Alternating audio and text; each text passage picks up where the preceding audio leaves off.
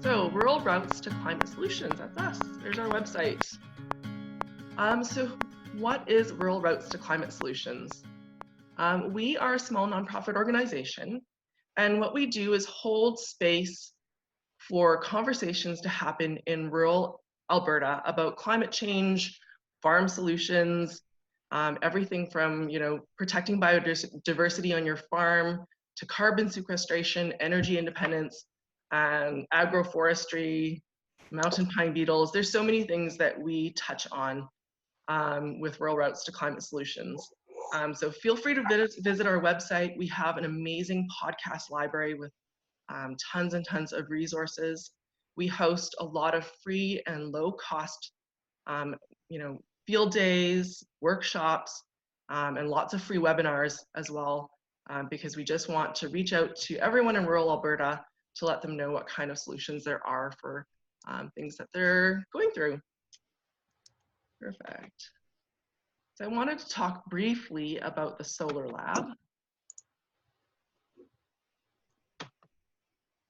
Perfect. So my Solar Lab is a project of Rural Routes to Climate Solutions. And what I'm doing is working with small rural communities across Alberta that are putting in community-owned solar projects. And so these are kind of in the mid-range solar size of solar project. So not utility scale where we're hearing projects that are, huge, 400 megawatts. But these are, the 2 to 10 megawatt projects that are being owned by communities that are developing them. So there's lots of awesome direct benefits to communities, including, energy independence, new sources of revenue, developing new skills for people in their community, and creating local employment. So these are all amazing benefits of having community-owned renewable energy. So I just wanted to do a quick little intro for myself as well. So there's me. I am the Solar Lab coordinator, and those are my solar panels. So I live in Calgary, and we got solar panels a year and a half ago.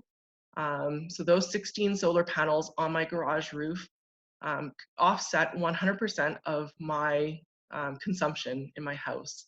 And we have been so happy with the results, and I'm a huge advocate for solar energy. So that's my interest in renewable energy, and a big part of the reason why I'm here with Rural Routes to Climate Solutions. Perfect. So I'm going to introduce our speaker today. Greg Robinson from the town of Raymond has so graciously volunteered his time to be here today and tell the story of Raymond, Alberta, this small town near Lethbridge. And I will let him kind of give you the context of Raymond. He is the Director of Community Development and Human Resources in town. So without any further ado, I am going to turn this over to Greg, and he is going to give us the story of Raymond and their solar project. All right. Thank you, Evelyn. Everybody can hear me? I hope. I can. Okay, well, that's good. If you can hear me, then it must be working. I just maybe wanted to give you maybe a little bit of background on myself and sort of how I have come into the position that I'm in now. I'm actually kind of a banker by trade. I was in banking and financing, bank management for nearly 20 years. During that time, I'm a fairly passionate community, I would say community builder is a term, I guess, but a community advocate for Raymond. I originally grew up in Calgary, but we migrated, me and my family, to Raymond a number of years ago, almost 20 years ago now. And we love the small community feel. And so in order to sort of feel like I had something that I could contribute to our community, back in 2010, I ran for our town council. And actually I got on. And so I was actually on for nearly, almost finished 3 terms. And so during that time, we started some of this solar discussion while I was actually still on council, not obviously on the payroll, but in a council position.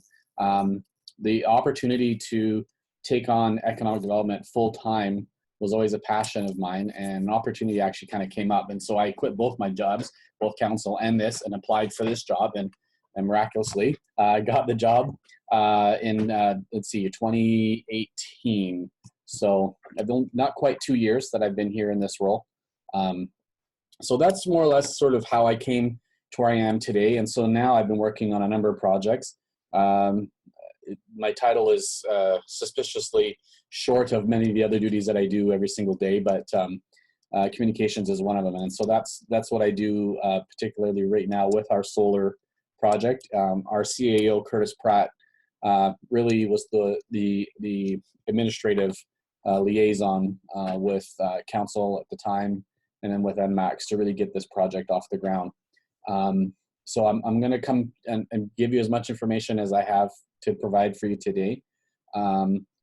There is some technical subject matter that I'm not terribly up to skill on, but I'll do my best to answer your questions. And I can always jot down information and send them. If I can't answer right away, I'll send it back to you. So that's basically me, where I came to today. This project, however, started nearly 4 years ago with the relatively still new NDP government. We knew at the time that they're putting quite a bit of money into the MCCAC, the Municipal Climate Change Action Center. And so we knew that there was some opportunity out there. Raymond has always looked for opportunity, even if this wasn't necessarily something that we really had a huge push for. So what we did was we actually performed a feasibility study at that time. We contracted out a group to come to Raymond, and they did some analysis on our buildings and looked at some of our bills, that sort of thing. And what happened was we got the report from them, and the report came back that none of our buildings were suitable for solar energy. And so we were a little surprised, but we kind of said, well, that's a shame, but I guess we'll move on. So that's actually what we did in 2016. A neighboring community actually earlier in 2017 in Cardston, Alberta. I don't know if you're familiar with the geography and all those things, but the Cardston-Raymond rivalry is similar to the Edmonton Oilers and the Calgary Flames kind of rivalry. There's definitely a sporting competitiveness between the two communities. And they had started a solar project on their community center. And their community center building is fairly old, flat roof system. So they started their project, and in the early 2018, as we saw that starting near completion, our CAL thought, well, look, if Cardston, who's really in the same proximity to us in terms of exposure to sun and all those other things, obviously there must be a business case. So we actually reached out to ENMAX, who was doing that solar project in Cardston. And we explained the situation. Yes, they all have roofs. I see the question there. I can't understand why this contractor did not deem anything viable, because ENMAX actually came out and did all of their feasibility studies on all of our buildings, and all but two actually turned out to be very prime. I think there's a bit of a misnomer, especially in solar, that these buildings have to face east-west, or south even, I guess, is the best, but they can face east-west. So there's a lot of different things. When you get the right experts, I think, in the room, they can come up with a system that suits us best. And that's what ENMAX ended up doing for us. By the way, we're not affiliated necessarily with them, so I'm going to drop their name probably quite a bit during the presentation, only because that's who we ended up going with. But they came out, did their feasibility studies. Most of our buildings came up highly attractive for solar. Yes, definitely. Some of the engineering was a factor in two of our buildings. One of the building that we ended up going with, Brian just maybe from Gene to everyone. Anyways, our aquatic center, which is actually a new building, and we'll see some pictures later. I think everyone's got some pictures loaded up for you. The building, the roof system would not handle the actual maximum load that we needed to offset all of the electrical use, and we'll talk about that in a second. So we've definitely run into some hurdles throughout the whole process, but I'm rambling a little bit, but I'll try to get it spearheaded for you. as we went through building by building, the council originally decided at the time they were going to do 2, maybe 3 buildings tops. They looked at the ice arena. That's a huge electrical consumer, or it uses a lot of electricity. And so we wanted to nail that one down first. So we definitely, that was on the top of the priority list. Our community center, unfortunately, is a historic building. It's a provincial historic building, and needs some roof repair to the tune of about $150,000 right now. And so we took a pass on that one. Victoria Sports Park was another big user, which is our artificial, you'll see some pictures here again, a full artificial surface feature park, sports park. So we wanted to nail those 2 down. So we started kind of with that process and say, let's have these buildings looked at and see what's best. And they came back, and what they did, basically, they tooled the project to the size, to the point where they're offsetting enough electrical consumption that basically offsetted our payments on the lease.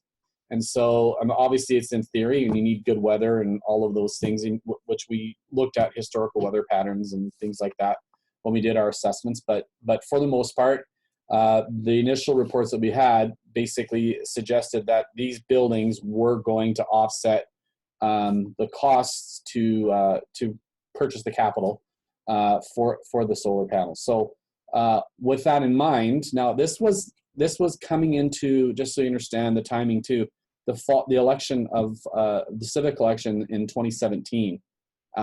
This was me going into my 3rd term.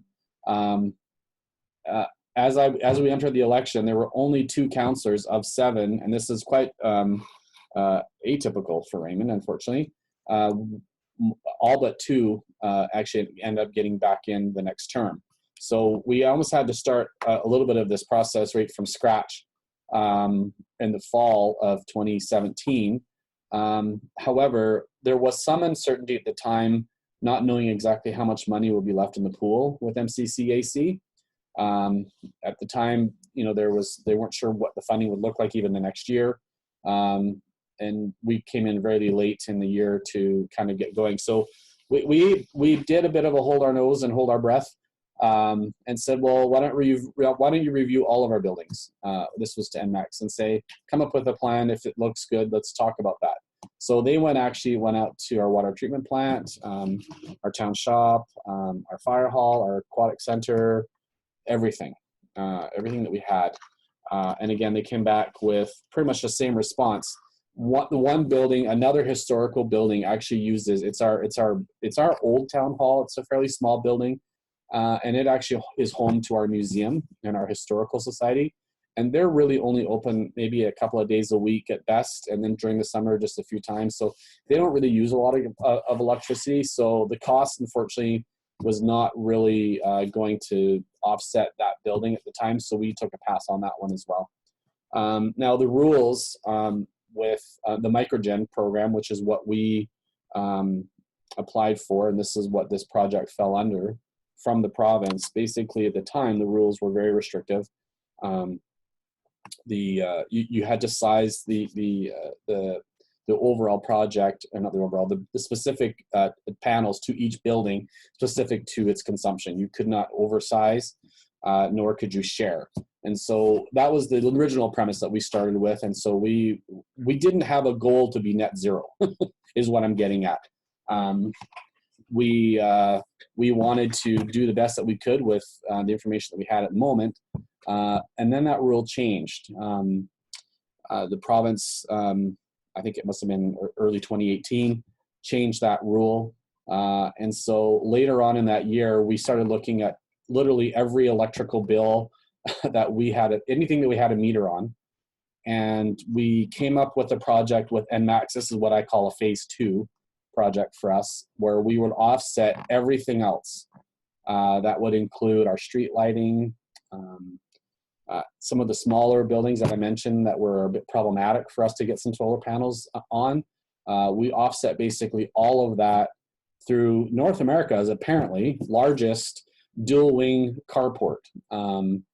So that's also in Raymond. So this carport, which again you'll see pictures of, is offsetting all of our street lighting and all of the other little things that we just couldn't put panels on. So that was where it sort of it migrated again, just from a conversation, a plan that didn't look like it was going to work, to all of a sudden we're the first net zero community in Canada. So electrically speaking, anyways. So that was very interesting. So that's kind of where we finished our carport and the remainder of phase 2 here in August of last year of 2019. So really, from putting a shovel in the ground, say in 2017, actually it was almost early 2018 actually. From that point on, we now have all of our buildings, including our water treatment plant and everything else. Now we're producing about 1.2 million kilowatt hours, fairly substantial. Certainly not the biggest solar array that's out there, I know that, but all of our buildings basically, and all of our infrastructure is now being offset by solar. So we're pretty proud of that, and we're happy that it's we're avoiding about 200 tons of CO2, which is incredible, and so in that process, and so we're pleased with that, and really we're getting reports now on the overall. We have an account, and I was actually trying to log in, but for some reason I can't get into it right now. I was going to share it with you with ENMAX, and you can see basically day-to-day data from all of these buildings and what they've collected in the day, or the 3-month history, or whatever. So you can kind of see very much up to the minute information, all of this package. So it's been really interesting. What I like, the water treatment plant actually services a number of communities. We're a part owner, the town is, but we actually service 4 communities from that water treatment plant. So it's a good sized water treatment plant, and it's entirely offset by solar electricity with this project as well. So like I said, we've done everything that we can. 2,800 modules, solar modules are up all throughout our community. And we have a lease on these solar panels. Now the nice thing is with ENMAX, when we did our shopping around, because we don't have anybody on staff that is an expert in alternative energy, or even more specifically solar, and so we were a bit hesitant that we would have anybody that could even service these things day to day. But ENMAX really kind of answered that for us. They've tagged on a 15-year top to bottom warranty on the whole thing. So really, if we have any issues, we're not really worried, at least for 15 years. Past that, I guess we'll figure out what's happening. But really what happens for us is, once that 15-year mark comes, we're saving about $150,000 annually on our operating costs. Because once those payments are out of our hair, that's pretty huge for a community our size. Over a period of time, that adds up to quite a bit of money. So we're thrilled that obviously it's the right thing for the environment, but also the right thing for our ratepayers. It was really never any issue. We've never really had any major complaints from our ratepayers here in town. So we've given them a lot of information, and I think for us, it's been an extremely good opportunity to sort of set the mark for a small community our size, and the difference of the products that that we have in our community. It's a pretty incredible thing.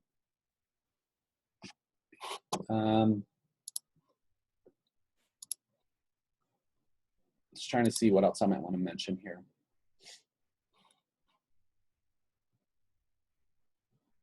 So in all, we have nine buildings and facilities in our community, anywhere from 400 kilowatt to 17, 20 smaller operations. So they range in size for sure. Craig, do you want to talk briefly about the reception from the community? Sure. I think because the Alberta context is so unique, and a lot of people on this webinar live in small communities that are trying to get projects going and not getting a lot of traction and coming up against major obstacles. So maybe hearing a little bit about how that went down in Raymond, what people said, how you managed any kind of complaints from residents would be great. Sure. That's an interesting one, and I've conducted a lot of media interviews in the last year. And one of the questions, particularly when it comes to media companies that are outside of Alberta, they kind of scratch their head a little bit because there's that misconception, or maybe it's not entirely a misconception, that Alberta is an oil province. But in southern Alberta, particularly, we're not exposed to oil and gas near to the same amount, that central to northern Alberta is.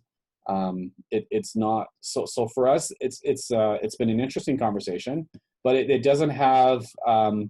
It's not met with opposition necessarily, because it's for us. It's like I said, it's really not, oil and gas is really not in our backyard.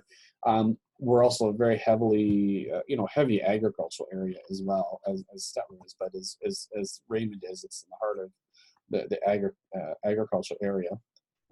We have an abundance of sunlight, and I think most of our ratepayers really understand the importance of that, and I think that they know that that's a resource that we have to harness what we have in the most abundance of, and that's sunlight.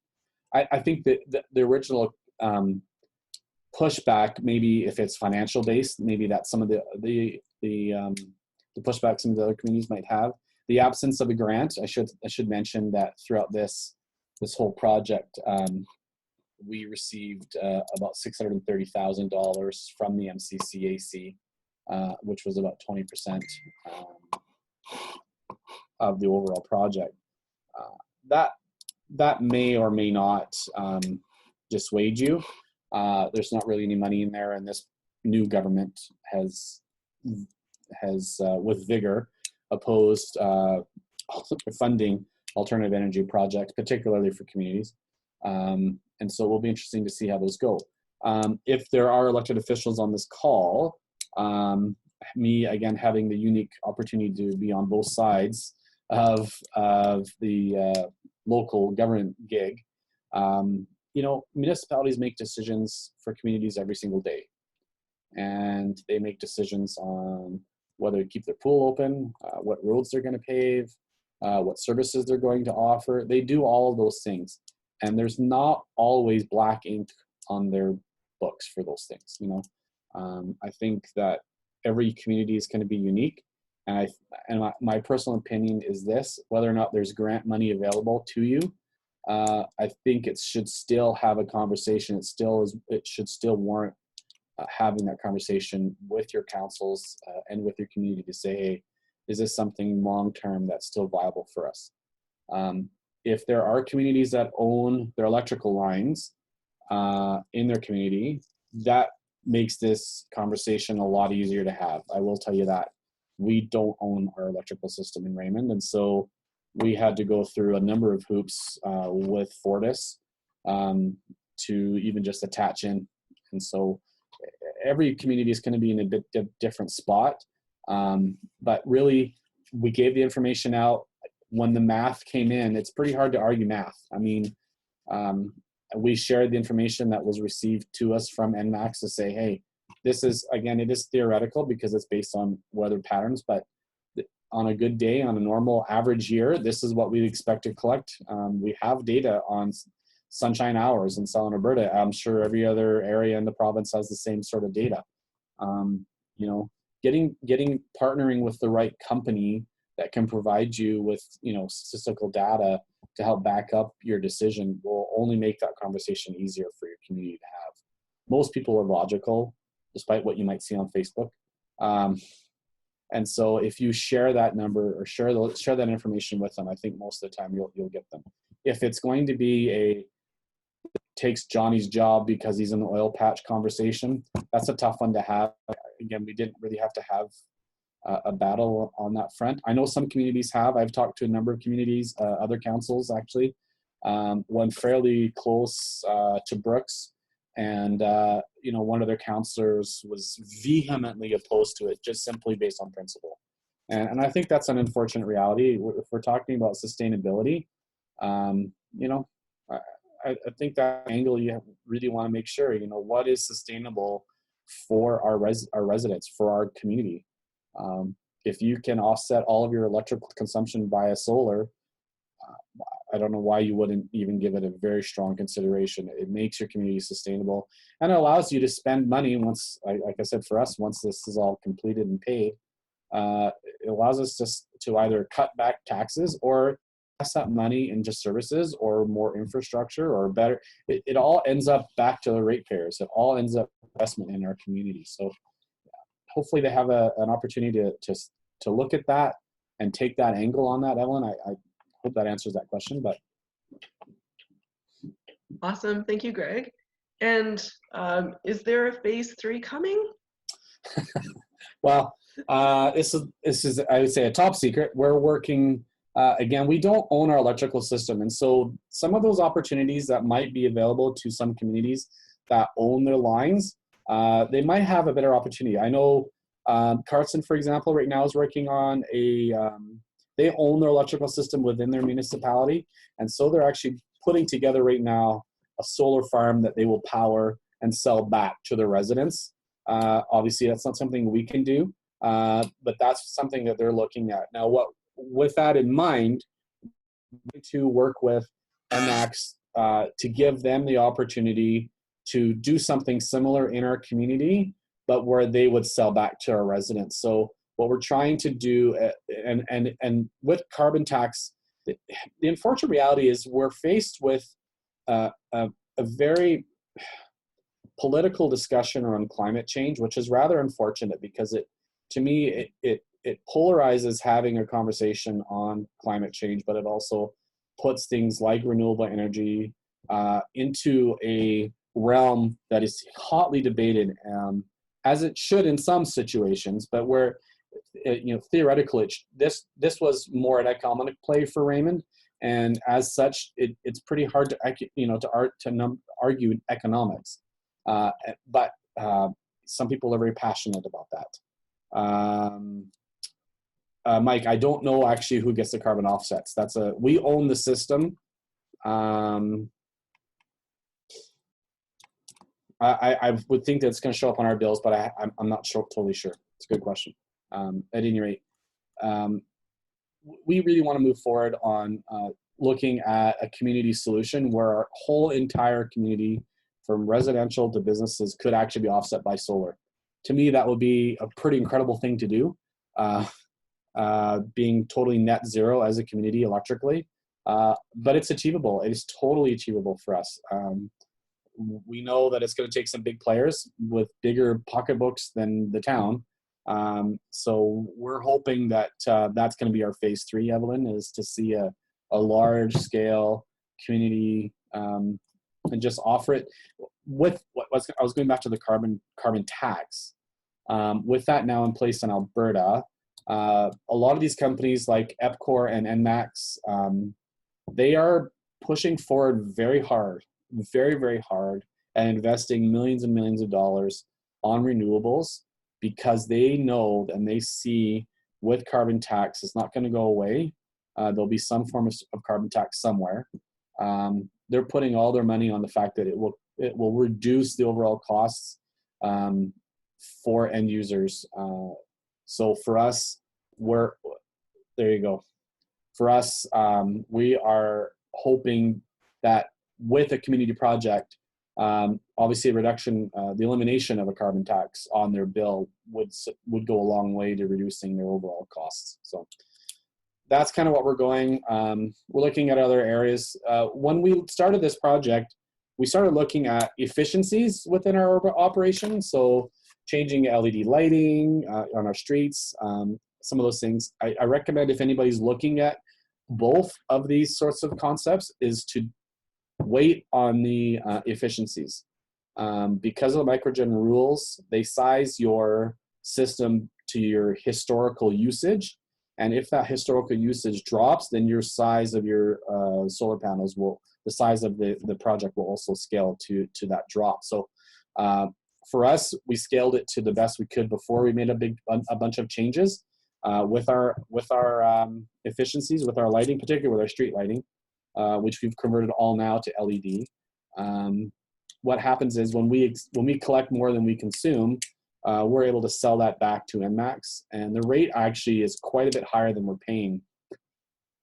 It's really good time to be selling solar electricity. Let me tell you right now, a very good time to be selling solar electricity. So we hope that we continue to overproduce and underuse what our system is collecting so that we can actually make money on this.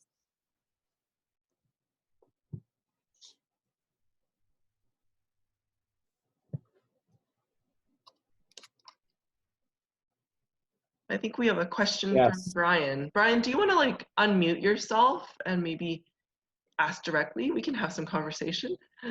Sure, yeah. Well, people can probably see it there, but you see my point. It would be very cool if you could say that, you know, that the whole community, because so far you've referred to the municipal buildings, right? The town of Raymond. Yeah. And of course there's neighborhoods of homeowners, and there's your business community and others. So I'm wondering if there's any interest from any of those. Well, we've our school division. Yeah, it's a really interesting conversation because with the financial situation environment, I think that we are all in provincially. It's going to make for a very interesting conversation for other high users. And so when I look at our biggest areas of exposure for us, it's our schools. We have about 1,400 children in schools in Raymond alone. Maybe a little bit more, maybe 1,600. And none of our schools have solar electricity. That being said, West Winds, which is our school division, has been retrofitting some of their existing buildings as they do a retrofit on the school. So of course that's that requires a lot more money to do more fits for some of these communities. They are looking at doing some offsets with solar, but I don't believe, at least for our school division, that they are offsetting the entire load or the entire need. It's a gradual conversation, I guess. To me, like I said, our numbers made perfect sense. So, Brian, I think your point is, if you get the right person in the room with the right other person in the room, you would hope, if we can come up with numbers like this, we're certain we couldn't be unique, that there would be an opportunity if the right set of ears is wanting to listen, right? And have a conversation about their schools, even just retrofitting the existing schools now. But I think, if I know correctly, if they look at a capital lease of, say, $100,000 a year on their school, or maybe less, in order to justify the annual operating expense, even though they're offsetting it with their generation of solar electricity, it's still going to be a bit of a trick. But to me, it makes perfect sense for them to look at it. The next would be for us in our community anyways, is our health, our hospitals. We have extended healthcare, as well as lodges. We've got a lodge and some others. And so these would be our biggest areas of opportunity to expand solar. And if we can get those down, then hopefully we can look at starting to offer an opportunity for our ratepayers, or just our residents and business owners. We have started, this is where having that conversation with everybody, as somebody who is not involved in the utility business outside of water and sewer, which we offer, it's really hard for us to have. We're dealing with Fortis, who has the current, who owns the current infrastructure, who owns the metering system, trying to get them to provide us information on what the actual load is, so that we can determine what size will be best to basically offset all of the electrical needs that our entire town would use. They're not really wanting necessarily to be part of that conversation. They see that as a threat to their business. So this has not been a very easy conversation to have. We're excited about the concept, and there's certainly not really hesitancy on our part, but we're definitely hitting some roadblocks when we're dealing with other large companies and other providers. Thanks so much, Brian, for your question. If there are any other questions for Greg, if you could just unmute yourself, maybe turn your video on, introduce yourself, maybe where you're from, what you do, and then go ahead and shoot away with your question.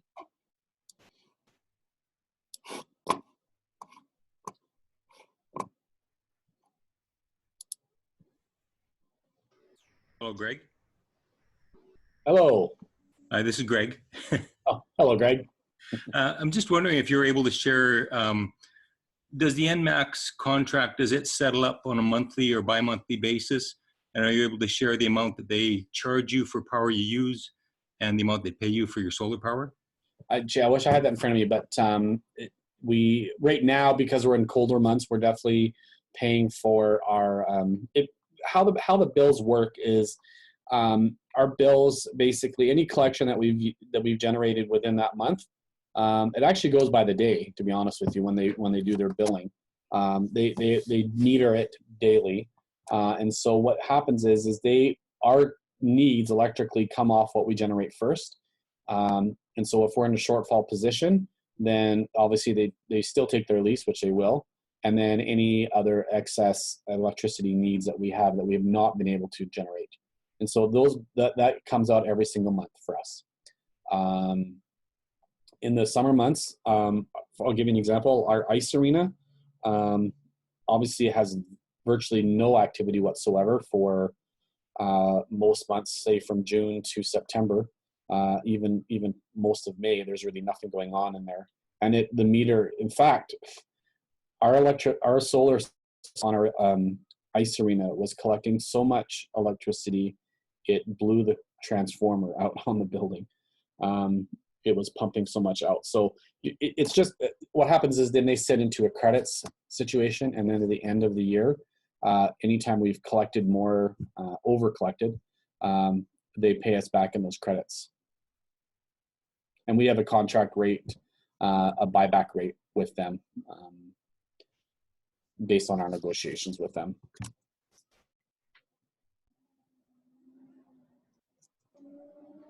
Hello? Hello? Oh, hello, Rob. Oh, hi. This is Rob. Thanks for your presentation. It's very interesting. I have a few questions regarding financing. You mentioned that the NCCAC grant was about 25% of the cost. Yes. How did you guys finance the remaining 75%? Yeah, so we're on a capital lease directly with ENMAX at the moment. We're looking at some other options, perhaps to refinance that, but they have, that was another one of the big deciding factors to make this fairly easy, was to just sign a lease agreement with ENMAX. It's still our asset, but that was who we decided with at the time. I mean, obviously there's other finance companies available to municipalities, but we felt that ENMAX provided a fairly attractive rate, certainly comparable to what we would have gotten from the province. So we decided to lease it, capital lease from them. Okay, thanks. Just a follow-up question. So based on the figures you gave, you're saving about $150,000 a year, and the 75% that you pay versus the 25% that is the grant, the payback period is about 13 years. Is that correct? Yeah, it probably, this year's been fairly, the weather's not been very friendly for us this year. So it's about that will unfortunately extend that out a little bit. The total project was $2.7 million, of which we received $634,000. So basically, we financed out the $2.1 million. And again, we could have it paid off sooner based on weather. I mean, this is the real trick, right? It's a 15-year lease, so we know 15 years it should be paid, but give or take how the weather cooperates. If it's some great years, then perhaps we'll have it done sooner. It's hard to say. Yeah, it's give and take, so you never know. Just one last question. I think I'm done after that. Was there any benefit in terms of jobs for the community, or was all from ENMAX and they were coming from? there are a number of solar technicians that are within our the Lethbridge area. We're about 20 minutes from Lethbridge. And so we actually housed some of those people here in Raymond while they were doing other solar projects in the region. Obviously, anybody who would have been from Raymond, certainly nobody that I know of. It's kind of an emerging technical trade, and so our local college last couple of years has actually started off a wind turbine technology program, but really with solar, it's still really an emerging trade. So there hasn't been anybody that I know of that's been employed directly from Raymond specifically. I do know that Lethbridge has a number of technicians and involved in our installation and amongst others, because you have to understand Lethbridge area. And I don't know if Evelyn shared any of that information, but there is a huge amount of solar installation going on, projects that are happening all around Lethbridge. Sterling, the village of Sterling, which is just 10 minutes from Raymond, is also net zero now. Cardston, like I mentioned, is still continuing to grow. The county of Vulcan is going to be working on I think it's almost a 5 megawatt solar farm. It's incredible how much solar electricity is happening, and we've been traditionally we've had a lot of wind turbine technology, a lot of wind projects in Southern Alberta, but now we're starting to see that evolve and change. So I'm hoping that we're going to see a lot of, like I said, the Lethbridge College has their hand on the pulse with what needs are in our region. So I hope and suspect that they'll be branching off into solar. Again, I don't know for sure, but that would be my guess. Well, thank you. And one last comment is I commend you guys for doing this. It's great. It's great to hear that and see that happening. Thanks. You bet. Thanks, Rob. Mike has his hand up, so I'm just going to unmute you. Mike, you should be unmuted now. Hi there. Thanks for your great story, Greg. I'm wondering if the municipality has any intentions about adopting the PACE program or finding other ways to perhaps help local businesses or homeowners have more reasonable financing for their own private projects. Yeah, we're trying to. This is where we're trying to work with other partners. We don't have it. There's Ice Arena. We don't have a pool of financing yet right now that's available. We've talked about what would be the opportunities if we're going to incentivize, I guess, if you want to use that as a word, our residents and our businesses. So some of those conversations that we're just having now. What the will of our council will be is a good guess. In terms of trying to branch this out, I think we're trying to right now just see what traction we will get with our phase 3. That may be our area of focus that we want to invest our resources in, whether that's by land or some other means that we're going to need to get an investment to that size of scale. So right now, there's certainly not an opposition. We're just trying to proceed with our energies on working with our provider on a phase 3. But I certainly would love to hear other communities and what they do for their residents with whether it's PACE or a homegrown solution for sure.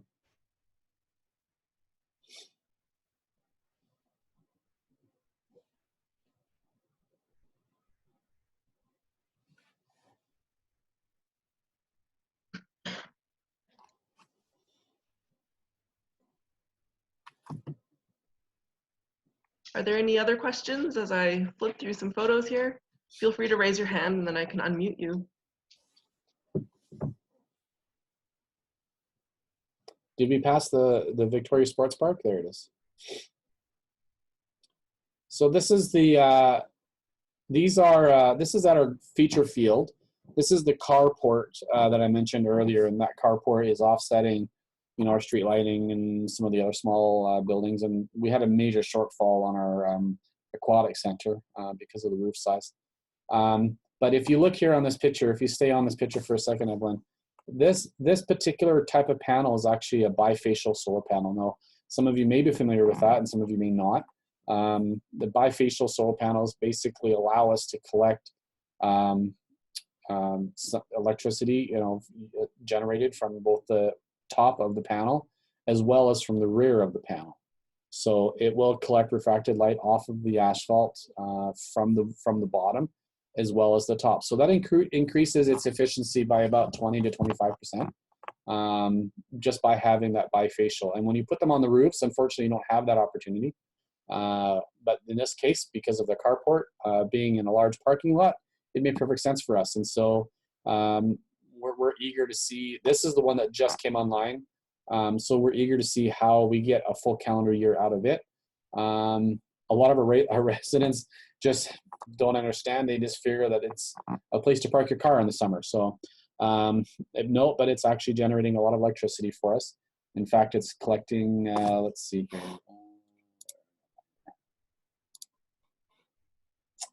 Yeah, 383 kilowatt hours. 383 kilowatts, 419,000 kilowatt hours, just in that carport alone, which is nearly 1,000 solar modules in that whole thing. So we're pretty proud of that. It is apparently the largest dual wing bifacial carport in North America.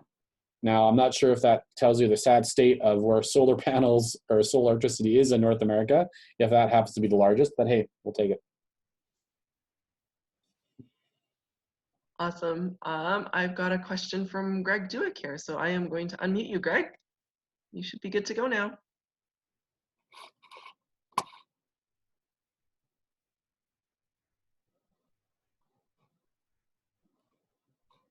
Oh, is he muted still? How about that? Can you hear me now? Oh, there we go. Yeah. Hi. Sorry, Greg. So just a quick question on the carport. Two things. Do you know by chance if the structure itself was able to be built in Canada, or did it have to come from the States or somewhere else? Yeah, they actually, they prefab most of that aluminum actually out of a place in Lethbridge. They brought some of it. Obviously the panels are LG panels, so they're not from here, but the infrastructure was all from Alberta. Oh, that's excellent. Good. Custom work. It's Evelyn, if you can go back one, I think maybe just see the posts. This is how my brain works when I see this. Was there a third picture or just this one, Evelyn? Keep going. Yeah, there. So this literally runs the entire length of our football field. And so I've looked at this. If you look at these, this is literally just as they were finishing up the wiring. I look at these things as an opportunity, these big posts that are in our parking lot. I'm actually working on selling advertising on these posts. We host a number of regional sports events. As Raymond has invested millions of dollars in our recreational facilities. And so those, having an opportunity, we have a little bit of real estate like that, a little bit of ingenuity and opportunity if you see it, having just that type of custom work gives us some opportunities that people don't normally think of. So things like that, that's kind of where we're at right now. But yeah, all of that was all that steel was prefabbed here, so which was interesting. That's great. Great to hear. Can you expand a little bit more on the sharing of power? You were saying like microgen was originally designed to be displacement of the energy for that account. But you're saying now it's changed a little bit. You can share those kilowatt hours. So my understanding, and I don't know the exact language that they have, but my understanding is that if the account owner owns a number of, there's a number of buildings that are metered, you can, so long as it's still under the account owner's name, offset some of that electricity for other meters. That was the change. So we still have, I can't believe how many meters we have. It's incredible. We went through the bills and it's just insane how many things have meters. And at any rate, we were able to go through all of those and basically offset with this carport that you see here, some of those loose threads with all of them, but only if we are, again, the owner or of that building or facility. So that's the rules that had changed again in 2018, which provide us the opportunity to do this.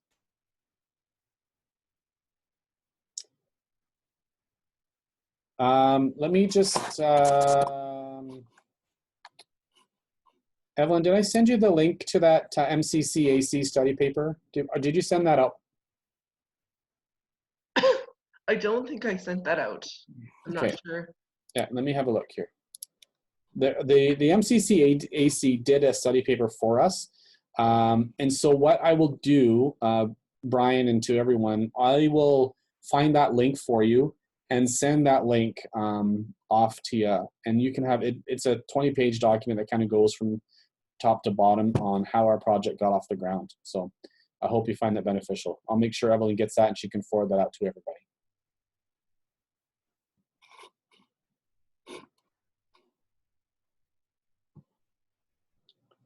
I don't really have a lot of specs. I only have basically the size of the individual systems on our buildings, and what their production is expected, the number of modules, what the financials. Do you want to see that? I mean, I'm glad to share it.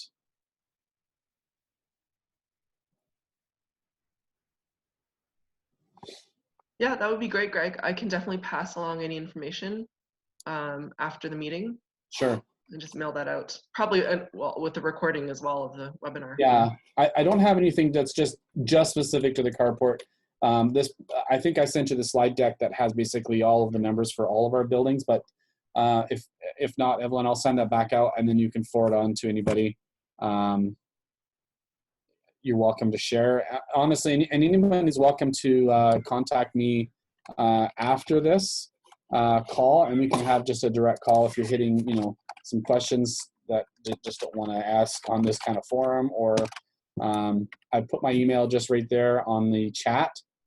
Well, no, hold on. That was to just that person. Let me just do that again. My bad.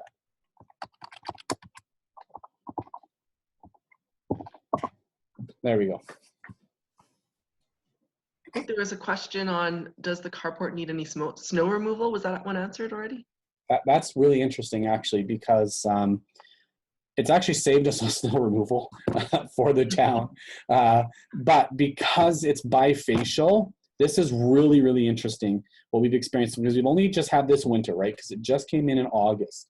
What we're finding right now is that all the solar panels, they are almost always, in fact, they are always, the snow is gone off of them before any other building. And my understanding of it when talking with ENMAX is because when they are bifacial, the heat because solar panels generate heat. Because the sun is reflecting off of the asphalt, or in this case, in the winter, the snow, it's actually, because it's refracting off of the snow and on the ground, it's actually heating the panels much faster than they are normally in the winter, and therefore they're actually clearing themselves. So so we're actually expecting maybe even more efficiency out of them because of that factor. It's a fairly new technology with these bifacial panels, but we're really opportunistic about the amount of production that we'll get from it. I mean, like I said, 20 to 25% is my goal. But what we're seeing right now, in terms of some of these panels, like the ice arena, you've got the aquatic center on, and just in that top right corner, you've got the roof of the aquatic center. It has a sloped roof. The snow is almost last on that roof. It stays on the longest, particularly on the east side of that building. So anytime you have that, even just snow will obstruct your production, which again is factored into, how much we need. But of course, we always like it to be gone, because when it's gone, we're generating and it's offsetting what we need, especially in the winter months. But so I think we're what we're seeing right now is very positive. Because we've done some of this in phases, we haven't really got one full year from top to bottom on everything yet. So it's really, this year will be our first year that we'll have that opportunity to basically see what our bills were, how much we're paying, and how much we collected and consumed. So That'll be by the end of this year. So we can connect back in later on and see you did this work. Last summer was, I don't know what it was like up in your area or where everybody lives, but it was not a very nice August here. We had a number of poor weather events. So August was definitely not a nice month for people invested in solar. I can tell you that down there. But Awesome. I've got a question from Wanda here. So Wanda, you are unmuted. Hi, can you hear me? yes. Oh, okay. So I might have missed when you said it. How much were the bifacial that much more expensive than just the regular? Oh, in terms of their cost? Yeah, I might have that in a second here. Yeah, so what ENMAX has done, and this is just to give you an idea, to make the math, to make, I guess, a business case for all of this, they've given us a price per watt of generation for each of our facilities, for each of these buildings. And it's the carport comes in at the highest, and it's $2.44 per watt. Again, it's sized at 383 kilowatts. So it's definitely on the higher side. But I think that's, we're paying about $7,000 a month just on the lease on that alone. But what we've found, I guess the one thing I will add, and this might be helpful or not, there are a number of solar companies out there. We probably paid more going with ENMAX. However, our situation is very unique. There aren't many companies that can finance these things for as long as ENMAX could. And there aren't that many companies that will warranty it top to bottom like ENMAX would. And for us, that was a very heavy deciding factor in us moving forward. Being a small community without local expertise, we did not feel like we wanted to be left high and dry with a nearly $3 million investment. And so we wanted to make sure that we would have some protection, especially when it comes to budgeting. For our community, we want to make sure that we are not having wild cards where we're going to pave this road this year, but not now because we had to do this and this and this on our solar installation. So we had to make this decision very carefully, and it wasn't necessarily strictly based on the fact that it was the cheapest one in town, because we needed support. I don't know if that helps you.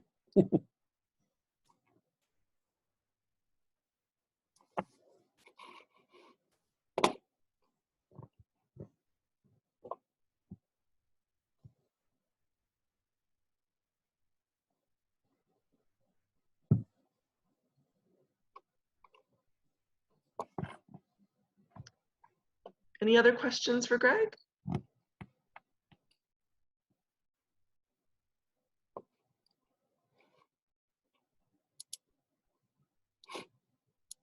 It's Monday night. Everybody's got the post Super Bowl blues. There's no hockey on. I don't know. Well, if we're all good, I will go through the last bit of pictures. If you want to stick around for the very end, there's a 5-minute video with some cool funky music, and it's just a really cool video that that Greg has let me use in my presentation, so you can take a look of some aerial shots of the solar arrays in Raymond. Thank you everyone for coming today. I really want to thank Greg for being here tonight and helping us share the story of Raymond. I think it's super exciting to hear about all these projects that are happening in Alberta. I know that there are so many out there that don't get airtime, and I feel like this is something that really needs to be shared across Alberta, because that narrative of Alberta is all oil and gas and it's all this it's really false. I mean, and there are all these communities that are putting in really cool projects, and I would love to yeah, and they're all over the place. Airdrie did just their community building alone, actually, which they I think went live last fall. Their community center building alone is just bigger than our entire project on one building. Olds is getting something similar sized. You know, it's happening everywhere. The nice thing about Raymond's is that you can see some of it from the ground. And I think that when we go back to one of your questions earlier, Evelyn, about what do our community residents say? What does the community say? I think that when you spend a lot of money on something that they don't see, it's a trick. You know, you always have to keep that investment top of mind. As you can see, most of the pictures that I took and sent to you, Evelyn, were from the ground. This one not, but a lot of them you can see most of this investment right from the ground, and that was really important. At least it was important to me. So it's a good reminder to our ratepayers. You know, when they look at the responsible nature that our council and our town has when it comes to the environment, when it comes to their tax dollars. Oh, and the other thing I was going to add, and maybe it's a little soapboxy, but all of this that you've seen here is on existing infrastructure and existing land. We did not have to buy any land. We did not take up any farm. There's no loss of agriculture whatsoever. So when you look at this concept, this is kind of where you look at it from a number of different angles. For me, it was really important that people understood that, hey, your tax dollars are already being spent on this ice arena or this pool or this feature field. Those are already being tax supported. And so there's a huge down effect that goes into play here when we're leveraging all of that capital that's already being supported for our financial sustainability, let alone everything else. And so that's a very strong message that I think if there are communities that are struggling with having the conversation, with moving that momentum forward, look at what your opportunities are. What are you proposing? Where is it going to go? What's the impact to those that basically, you know, support people every 4 years on key issues in their community? If they know that they're able to be, you know, that tax dollars aren't being squandered, and that we're being able to really leverage what their community already has that's in abundance of, and that's the property that they own. So that will be my last little soapbox speech to you, to share that message. And it's not, for some people it's about the environment, some people it's about the finances, and so a lot of people, there's going to be a different type of element. For us, we tried to hit the message home on every aspect that we could. But for me, as a voter and a ratepayer, as a resident, to me, there's an incredible amount of responsibility that goes in to investing solar energy into your community. And for me, that'll be when my kids start having kids, which is sooner than later, actually. They'll start to see and reap the benefits of this decision, and be able to say, we are completely independent when it comes to how our operations are electrically, and we're net zero. I think that's a huge opportunity, and I hope that other communities are doing the same.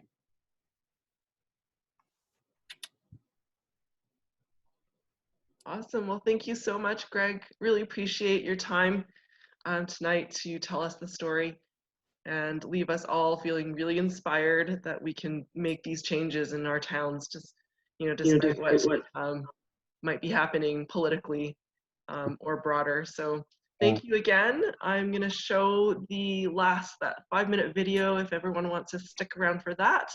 We'll let Greg go because I think I saw your son walking in the background. He's been here doing homework the whole time, so. Awesome. Well, it's for the future generations. That's right. Good education. Yes. And host some more hockey tournaments so that I can come down to Raymond and make an excuse to travel down and come see your solar arrays. And if anybody is even remotely close to our area, drop me a line. I'll give you the personal tour. That would be amazing.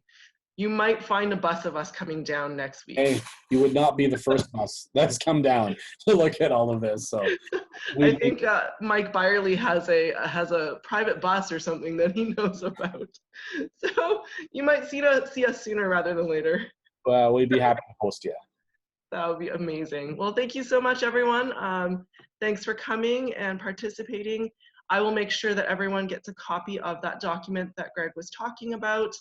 If you want a copy of this presentation with the pictures, please let me know and I can send that as well. Definitely keep in touch with Rural Routes. We love to hear back. So if you have any feedback at all, please drop us an email and check out our events page because we always have lots of really cool stuff coming up. And keep in contact with me on all the stuff coming out with the Municipal Climate Change Action Center. So they are awarding their last pot of funding. So we should know by the end of this month who's getting the funding, and I'm working with 3 of those communities. So I have my fingers and all my toes crossed for those communities. Thank you so much, and I will talk to you soon. Everyone have a good night.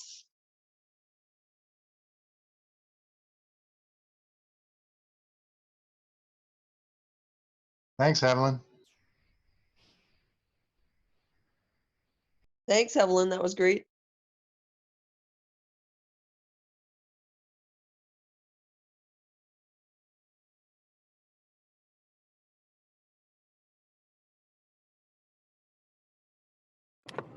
There should be sound on that video.